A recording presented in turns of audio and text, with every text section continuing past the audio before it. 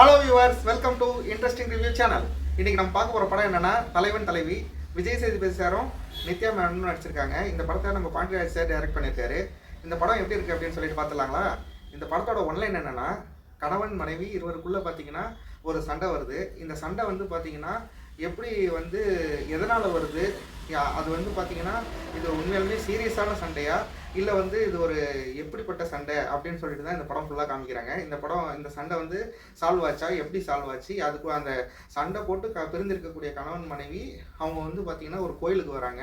அந்த கோயிலில் அவங்க குழந்தைக்கு மொட்டை அடிக்க போகிறாங்க. அப்போ இரு தரப்புக்கும் வரையில் ஒரு வாக்குவாதம், மோதல்கள் வருது. அது எப்படி சால்வ் ஆகுது அப்படிங்கிறது தான் ஒரு காமெடித்தனமாக சொல்லியிருக்காங்க. இந்த படத்தில் இருக்கிற பாசிட்டிவ் என்ன அப்படின்னு சொல்லிட்டு பார்த்துருவோம். இந்த படத்தில் பார்த்தீங்கன்னா இந்த படத்தில் இருக்கக்கூடிய காஸ்டிங் தான் இந்த படத்தோட மிகப்பெரிய பாசிட்டிவ். பார்த்தீங்கன்னா பாண்டியராஜ் சார் வந்து கரெக்டாக விஜய் சேதுபதி சார் ஆக்டராகவும் நித்யா மேனையும் கரெக்டாக பிடிச்சிருக்காரு. ஏன்னா இதில் கொஞ்சம் தவறி போனாலும் இந்த படத்தோட ஒரு எசன்ஸே வந்து பார்த்தீங்கன்னா ரொம்ப வீணாக போயிடும். அந்த மாதிரியான ஒரு சிம்பிள் ஸ்டோரிக்கு கரெக்டாக பார்த்தீங்கன்னா காஸ்டிங் பண்ணியிருக்காரு. அவ்வளோ வந்து பர்ஃபெக்டாக வந்து பார்த்தீங்கன்னா இவங்க ரெண்டு பேரும் அவ்வளோ கரெக்டாக போய் உட்காந்தாங்க அந்த ஒரு ரோலுக்கு.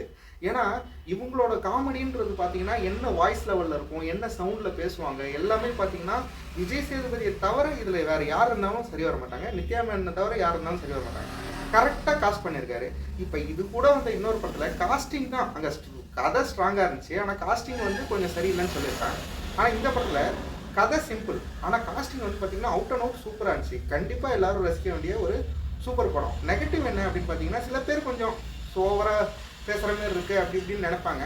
ஆனால் அதெல்லாம் பார்த்தீங்கன்னா ஒரு நார்மல் ஃபேனுக்கு எந்த விதத்துலையும் ஒரு பாதிப்பு தராங்க. நார்மல் ஃபேன் ஜாலியாக ரசிக்கக்கூடிய வகையில் இருக்கக்கூடிய கதை.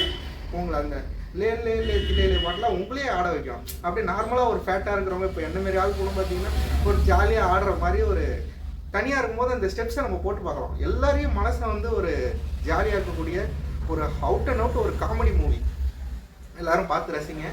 கண்டிப்பாக இது வந்து இந்த மூவிக்கு நம்ம இன்ட்ரெஸ்டிங் ரிவ்யூ கொடுக்கக்கூடிய மார்க்கள் எவ்வளோன்னு பார்த்தீங்கன்னா 3.5 அவுட் கண்டிப்பாக தரலாம். 5க்கு 3.5 தரலாம்.